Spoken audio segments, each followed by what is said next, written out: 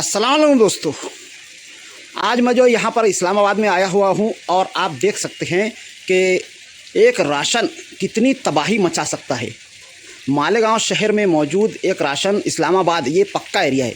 इतना पक्का एरिया है कि आप यहाँ पर जो बिल्डिंगें वगैरह है देख सकते हैं कि अभी एक ताज़ी नई बिल्डिंग बनी हुई है और उसमें भी दरारें आ गई है। पक्का आरसीसी का काम होने के बावजूद एक राशन कितनी तबाही मचा सकता है। ये वो राशन है और इसके अंदर जो अनाज होता है, जिसको खाने के लिए घूस वगैरह आती है, तो जाहिर है वो दरवाज़ों से आएगी नहीं, वो नीचे के हिस्सों से आती है और अंदर ही अंदर हमारी पहियों को, हमारी ज़मीन को ये खोखला करती चली जाती हैं।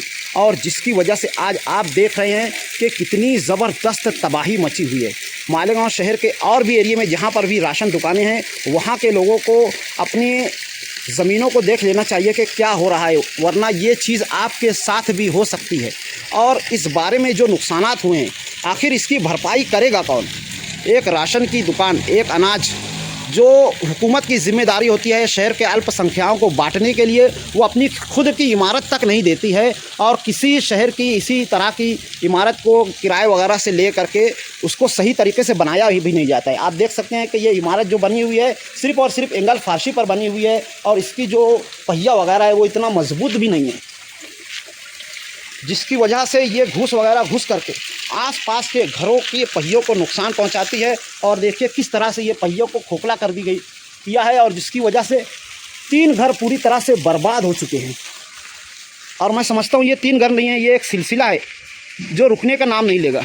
आप देखेंगे जब ये बिल्डिंग कभी भी गिरेगी तो ये जो बाजू वाले घर हैं इन पर भी नुकसान पहुँचेगा और उसके आसपास के जो है कम से कम मैं समझता हूँ 10 से 20 घरों को नुकसान पहुंचेगा इसके गिरने की वजह से।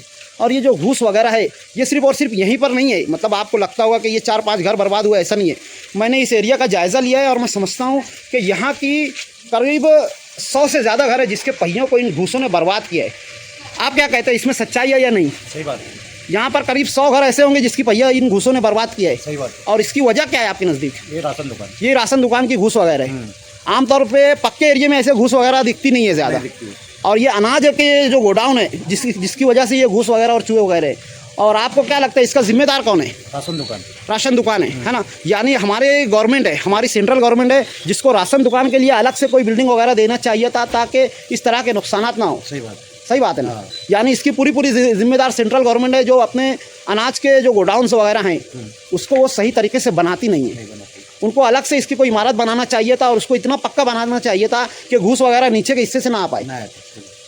इस तरह से एक पूरी पक्की बस्ती जो बर्बाद हो रही है, इसमें हमारी सेंट्रल गवर्नमेंट की जिम्मेदारी है या नहीं? सही बात। पूरी है ना।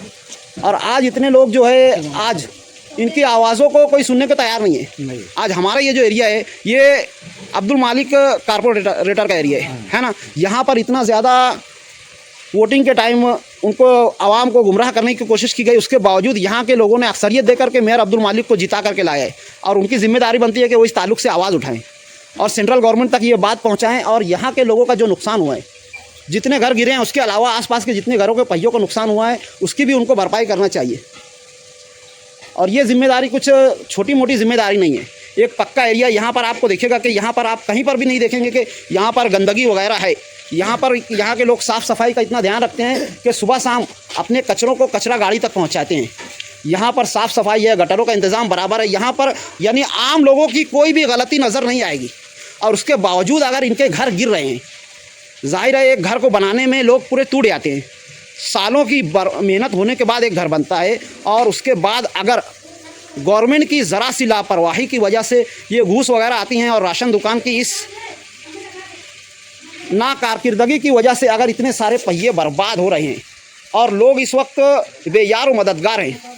शब बारात का वक्त है और आगे रमज़ान का त्यौहार आने वाला है और उसके बाद लोग जो है अपने घरों को इस तरह से अगर खो देंगे।